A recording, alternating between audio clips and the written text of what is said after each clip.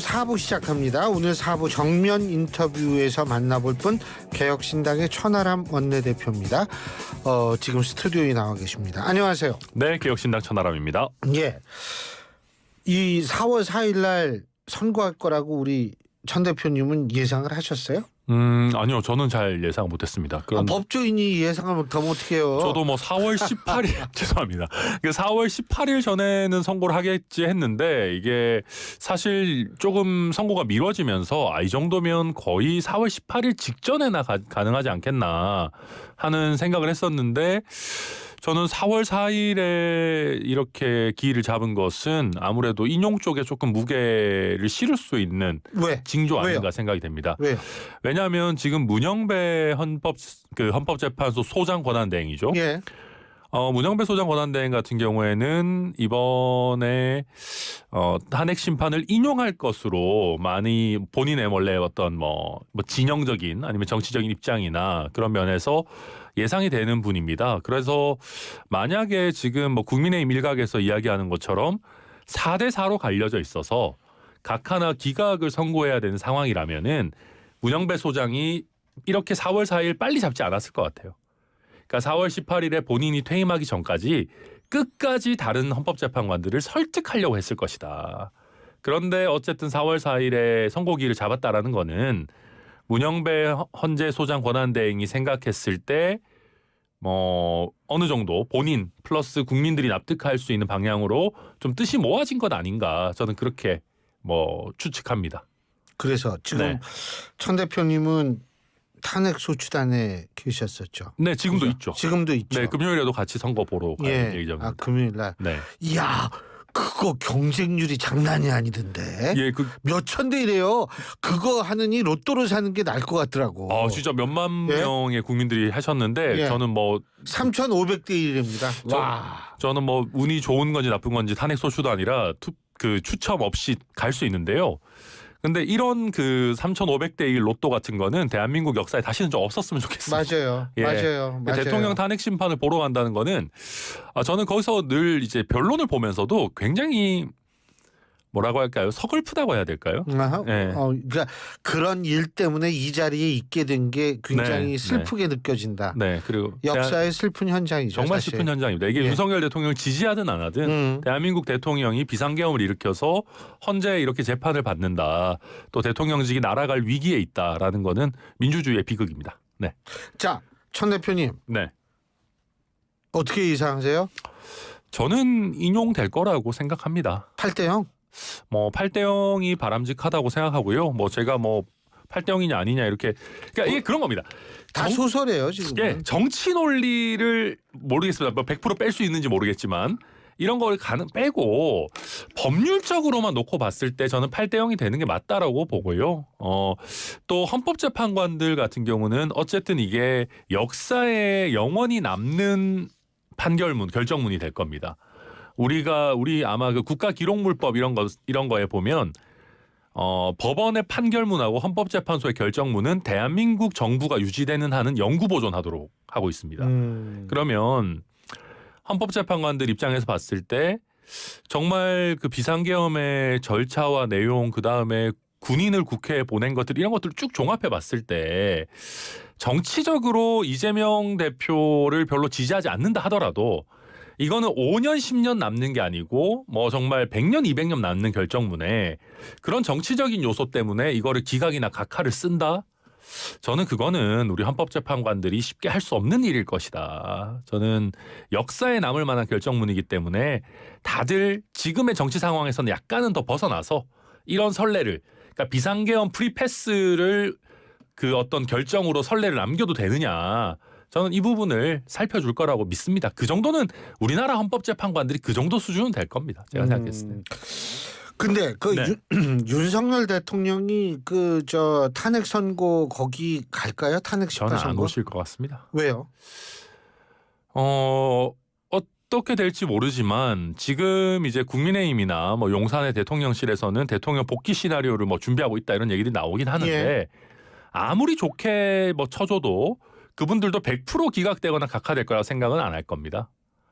그러면 거기서 이제 본인을 파면하는 헌법재판소의 결정을 현장에서 듣고 있는 것은 그럴 가능성이 있는 건 아니겠습니까? 최소한 그거는 아마 어떤 대통령으로서 받아들이기 어려운 일일 것이다. 체면이나 뭐 꼭 그런 거 아니라도 이제 뭐 여러 가지 면에서 봤을 때 뭐 관저에서 TV로 생중계를 보시지 않겠나 저는 그렇게 예상합니다.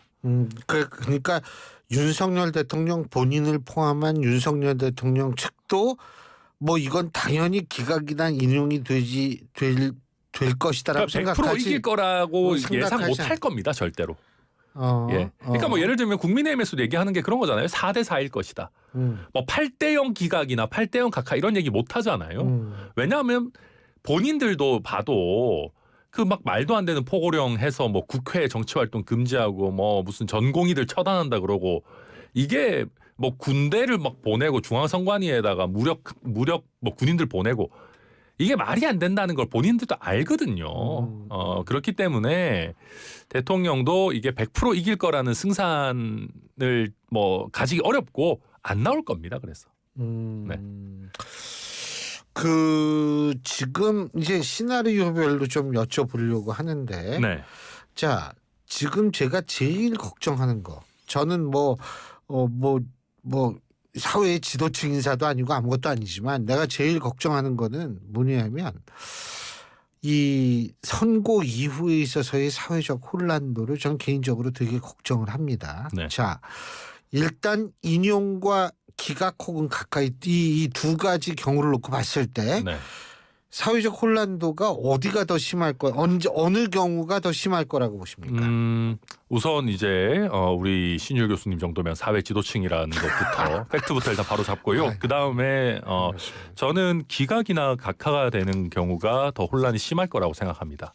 왜 그러냐면 인용이 되게 되면 60일 내에 대선이 펼쳐지지 않습니까? 아하, 예. 그러면 물론 인용된 직후에 윤석열 대통령 지지층에서는 굉장히 혼란스럽고 화도 많이 나시고 그럴 겁니다. 그런데 어쨌든 그 직후에 정치적 에너지를 돌릴 만한 큰 정치적 이벤트가 생깁니다.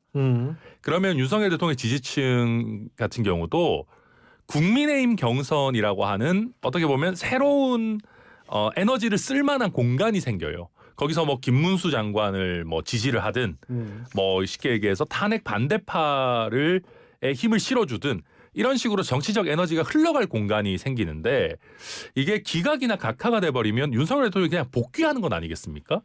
뭐 온 국민이 말도 안 되는 비상계엄 한 걸 봤는데 이 정치적 에너지를 해소할 만한 다른 정치적 이벤트가 없어요. 윤석열 대통령은 조기 대선 뭐 임기 단축 이런 얘기 일정 부분 시사는 했지만 개헌. 그렇죠. 예. 개헌을 시사는 했지만 그걸 뭐 예를 들면 2달, 3달 안에 하자라는 의미는 아니었을 겁니다. 예. 그러면 윤석열 대통령이 뭐 그게 6개월이 됐든 1년이 됐든 계속 한다라고 했을 때 국민들이 과연 그것을 받아들일 수 있을 아하, 것이냐. 예. 저는 그래서 정치적 혼란 상황은 더 커질 수 있고 물론 저도 국회의원으로서 이제 정당이나 정치인들은 헌법재판소의 결정을 승복해야겠죠. 예. 승복 안 할 도리도 없습니다, 사실은. 예. 그런데 국민들이 그걸 과연 승복하시겠느냐. 저는 6월 항쟁 같은 정말 어떤 어마어마한 대규모의 집회 시위가 벌어지더라도 별로 놀라지 않을 것 같다. 그런 걱정이 됩니다, 사실은. 근데 지금 승복 말씀하셔서 그러는데 네. 윤석열 대통령도 승복이라는 표현을 직접 하진 않았어요. 하지 않았죠.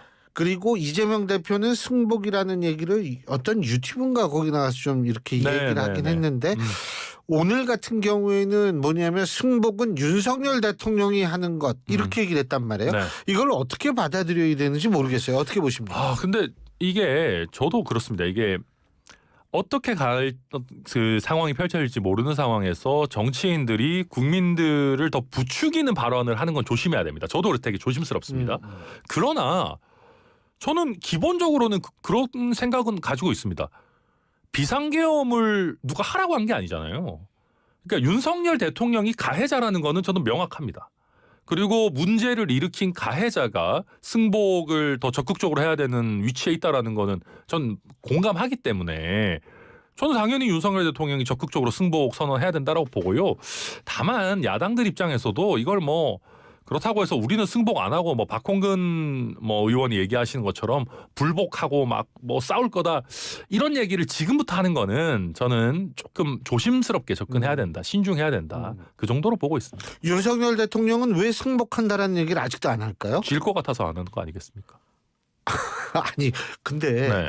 이게 사실 전 뭐라고 생각하냐면 국가의 지도급 인사 지도자 아니에요? 그러면은 제일 중요한 거는 뭐냐면 대한민국의 미래를 위해선 제도에 대한 신뢰를 갖게끔 하는 거거든요. 당연하죠. 근데 그 승복한다라는 얘기하면 제도에 대한 신뢰가 좀 생길 거 아닙니까? 그럼요. 환율도 좀 안정되고 근데 대한민국 그거를 네. 안 하는 그러면은 뭐 어떻게 해석해야 될지 모르겠더라고요. 전 두 가지입니다. 첫째로는 말씀드린 것처럼 이길 거라고 생각하지 않고 질 거라고 생각하기 때문에 두 번째는 승복을 해버린다고 하면 그 그러니까 탄핵에 반대하는 정치적 에너지를 계속 활용하기가 어려워집니다. 무슨 말이냐면 윤석열 대통령 입장에서는 탄핵 반대파의 에너지를 국민의힘 경선에서 활용을 해야 됩니다. 예. 자기 마음에 드는 사람을 후보로 밀어서 뭐 국민의힘 본선 후보로 만들고 그 사람이 만약에 대통령이 된다라고 했을 때 뭐 사면이라든지 본인의 여러 가지 문제점도 해결하고 그 다음에 본인의 정치적 영향력을 계속 가져가야 된단 말이에요. 그런데 본인이 여기서 승복하겠습니다. 탄핵 결정이 나와도 인용 결정이 나와도 전 받아들이겠습니다. 이래버리면 윤석열 대통령이 솔직히 까놓고 말해서 보수 진영에 무슨 어떤 유산이 있습니까? 무슨 뿌리가 있어요? 박근혜 전 대통령이 아니잖아요. 네, 다르죠. 다르죠. 사실 박근혜 대통령을 때려잡았던 사람 아닙니까? 윤석열 대통령. 그때 뭐 홍준표 시장이 맨날 얘기하듯이 윤석열 한동훈 조가 이 박근혜 정부 사람들은 뭐 수백 명을 수사를 해서 뭐 그랬던 사람인데 용병으로 갖다 쓴 거예요. 사실은. 문재인 대통령 잡으려고.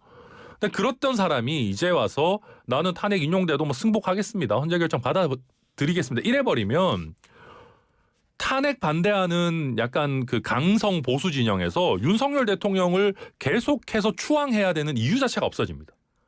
차라리 전광훈 목사 따라다니고 전한길 강사 따라다니지 이미 승복하겠다 그러고 힘 정치적으로 다 내려놓은 뒷방 늙은 아니 뭐 표현적으로 그렇지만 내려놓은 전직 대통령을 굳이 계속해서 추앙을 하고 따라갈 필요가 없어요. 그러면 윤석열 대통령 입장에서는 국민의힘 경선할 때 후보들이 자기한테 인사라도 오겠습니까? 사람들이 자기를 자꾸 만나자고 하고 막 아련하러 와서 받아달라고 하고 만나는 것 자체가 국민의힘 당원들한테 좋은 영향이 있고 표가 되고 이래야지 자기 정치 영향이 있지.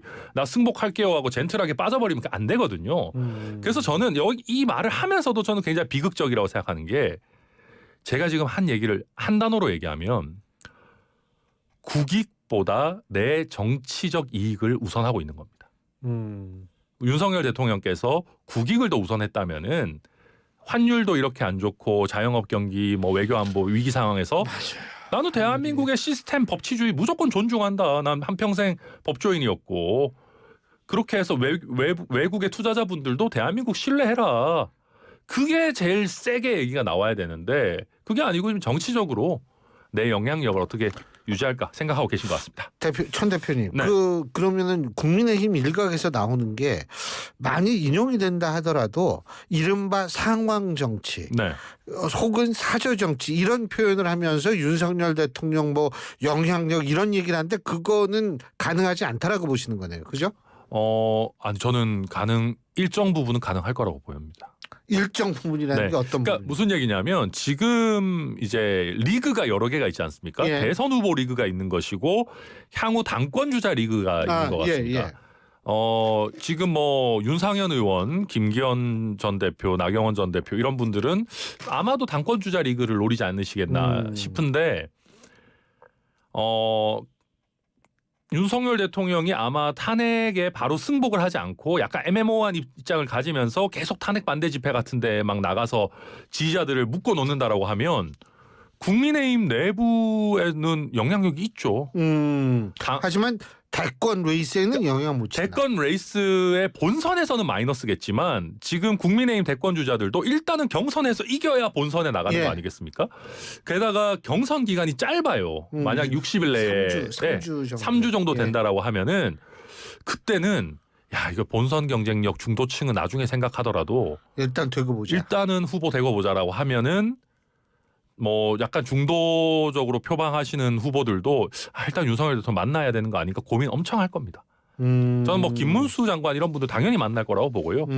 홍준표 시장도 만날 가능성이 높고 오세훈 시장도 굉장히 고민할 겁니다. 네. 그리고 또 한 가지, 만일 인용된다라고 가정했을 땐 이재명 대표로 둘러싼 갈등도 격화될 거다. 뭐 이런 얘기가 나오는데 동의하십니까? 네, 동의를 합니다. 어떤 면에서요? 물론 비상계엄이라는 게 윤석열 대통령이 일으켰고 윤석열 대통령이 주된 가해자인 건 맞습니다. 그러나 우리 국민의 상당수는 윤석열 대통령만 권력을 잃고 이재명 대표는 구속도 당하지 않고 뭐 어떤 처벌을 받지 않고 대선에 뛰어들어서 대통령 될 가능성이 높은 상황에 있다는 것에 불공정함을 느끼거든요. 이게 과연 형평성에 맞느냐. 그랬다라고 하면은 상당한 국민들이 이재명 대표도 퇴출되어야 되는 거 아니냐. 윤석열 대통령과 함께.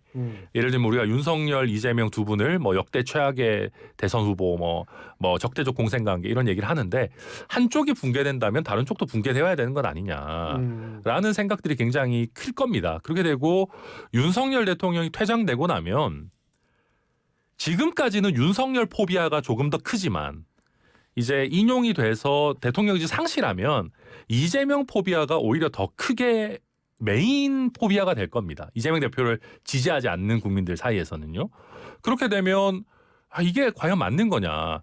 이재명 대표가 대통령이 돼도 되는 거냐라고 하는, 게다가 지금 민주당이 압도적인 다수 의석을 가진 상황에서 뭐 거부권 이런 거 의미도 없잖아요. 그러니까 입법권과 행정권, 대통령의 원수로서의 이 수반 이런 것들이 전부 다 이재명 대표에게 집중돼도 되는 거냐라고 하는 좀 두려움과 섬뜩함 같은 것들을 국민들이 느끼실 것 같다.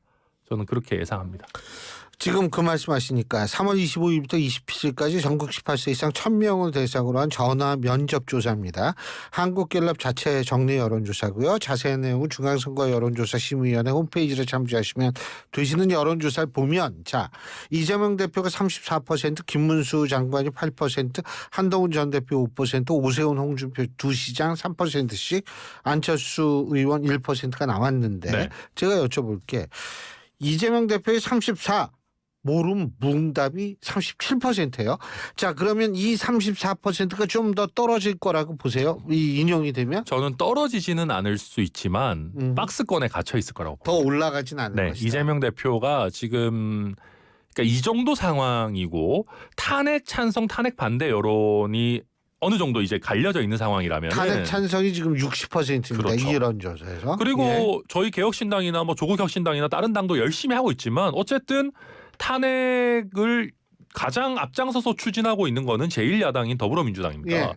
게다가 제1야당은 다른 후보들 눈에 잘 보이지 않고 이재명 대표 독주 체제인데 이 정도라면 이재명 대표의 지지율이 34가 아니고 더 치고 나갔었어야 되거든요. 탄핵 찬성 여론을 온전히 원래는 받아 안고 갈 수 있어야 되는데 지금 아직까지도 지금 탄핵이 막바지에 온 아직까지도 모름이나 뭐 없음이 예. 이 정도까지 남아 있다는 거는 이재명 대표에 대한 비토가 굉장히 많이 있다는 거고, 사실 지난번 대선을 치르고 나서 이재명 대표가 비호감도가 낮아지거나 아니면 어떤 정책적 탁월함을 보여주는, 그러니까 자기의 비호감도는 낮추고 강점을 더 보여줄 만한 행보는 사실 없었습니다.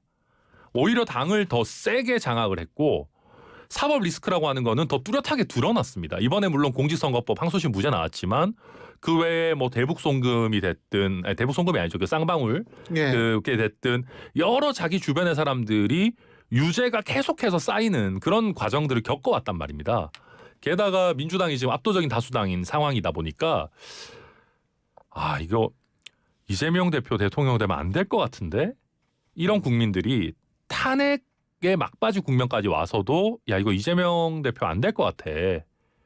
저는 아직까지 그 마음을 가지고 있고 60일 뒤에 과연 그것이 바뀔 것인가. 저는 이재명 대표가 물론 아주 앞서 나가겠지만 지금 마음을 놓을 수 있는 단계는 아니다. 이번 조기 대선이 치러진다면 아마 그것은 이재명이 대통령 돼도 되느냐 아니냐가 하나의 시대 정신이 될 거고, 지난 대선에 비해서 이재명 대표가 생각보다 국민들에게 큰 점수를 쌓지는 못한 상황이다. 저는 그렇게 평가합니다. 34%를 가지고 대선은 조금 나가면 승리를 확신할 수 있는 퍼센테이지는 아니다. 이 말씀. 물론 압도적으로 1위인 건 맞으시죠. 예. 네. 자, 뭐 대선 나왔으니까 저 이준석 의원 사실 출마 선언하지 않았습니까? 사실상 네. 저희는 이미 뭐 개혁신당 당 후보로 예. 네, 선정해놨습니다. 예. 그런데 네. 지금 아직은 뭐 그렇게 그 여론조사상에서 이게 확 두드러지지 않는데 어떻게 네. 보세요? 그러니까 이제 그런 겁니다. 제가 아까 이재명 대표 제가 그런 얘기를 한 적이 있습니다. 그 이재명 대표를 국민에 의해서 퇴출시켜야 된다. 그러니까 지금까지 윤석열, 한동훈 조가 예, 저도 그거 봤어요. 네. 예. 어떻게 보면 수사를 통해서 법원을 통해서 이재명 대표를 퇴출시키려고 하는 시도들이 번번이 다 빗나갔습니다. 예. 뭐 예를 들면 체포동의안에서도 뭐 국회에서는 가결이 됐는데 영장이 안 나온 적도 있었고요. 이번에 공직선거법도 무죄가 나오기도 하고. 그래서 제가 그 법원 판결을 받아들고 생각한 것이 역시 정치인이라는 거는 결국 정치로 더 구체적으로는 투표로 퇴출시켜야 되는 거다. 전 그게 어떻게 보면 정석이고 법원을 통해 퇴출시키려고 하는 건 어쩌면 너무 쉽게 너무 가볍게 생각하는 걸 수도 있겠다. 제1야당의 대선 후보를. 그렇다고 하면은 정치로 투표 선거로 이재명 대표를 이길 만한 사람이 과연 누구일까? 이준석 대표가 지금은 개혁신당이라는 작은 당세를 가진 정당에 있기 때문에 아직 두각을 잘 못 나타내고 이 양극단이 딱 결집되는 탄핵 국면에서 많은 주목이나 스피커 파워를 못 가지는 건 사실입니다. 그러나 과거에 뭐 지난 대선은 말할 것도 없고 지난번 지방선거 같은 경우에 양쪽 사령탑으로 붙었을 때도 이재명 대표가 이야기하는 많은 부분들 뭐 예컨대 뭐 김포공항을 없애고 수직이 착륙을 하겠다 이럴 때 이재명 대표의 모순이나 문제점을 캐치해내서 정치적으로 타격을 주는 데 있어서는 이준석 의원이 굉장한 탁월함을 보였었거든요. 게다가 정치적으로도 뭐 솔직히 말해서 지난번에 동탄 출마한다 그랬을 때 누가 당선될 거라 생각했습니까? 그래서 이준석 대표가 지금 언더독으로 그러니까 이제 뭐 그렇게 높지 않은 지지율 가지고 출발하지만 결국 많은 국민들께서 선거로 정치로 이재명을 꺾을 수 있는 거는 이준석밖에 없는 거 아니냐. 저 그렇게 뭐 알아봐 주시리라 생각합니다. 간단하게 제가 네. 한 가지만 더. 네. 지금 조국 혁신당은 범야권 뭐 오픈 프라이머리, 진보 진영은 오픈 프라이머리 하자 뭐 이런 얘기도 나오는데 네. 지금 개혁신당 같은 경우엔 국민의힘에서 야 우리도 오픈 프라이머리로 범보수 후보 하나 뽑자 이런 제안 할 생각 없으세요? 그거는 뭐 국민의힘에 물어보셔요. 저희는 그런 제안 할 생각 없습니다. 왜요? 우선은 이게 그런 겁니다. 국민의힘이 아직까지도 윤석열 대통령을 비호하고 누가 봐도 위헌적인 비상계엄을 아직까지 감싸고 있어요. 예. 저는 이번 선거가 한 2단계 정도 중요한 어떤 그 판단 기준이 있다고 생각하는데 예. 이재명은 안 된다도 물론 있겠지만 예. 위헌적인 비상계엄 한 정당도 안 되거든요. 저는 그런 면에서 저희가 이번에는 국민의힘과 손을 잡기에는 굉장히 어려운 시대 상황 아닌가 생각합니다. 단호하게 말씀하셔가지고 너무 단호해서 지금 당황했어요. 예, 오늘 말씀 여기까지 듣죠. 고맙습니다. 네, 감사합니다. 예, 지금까지 개혁신당의 천하람 원내대표였습니다.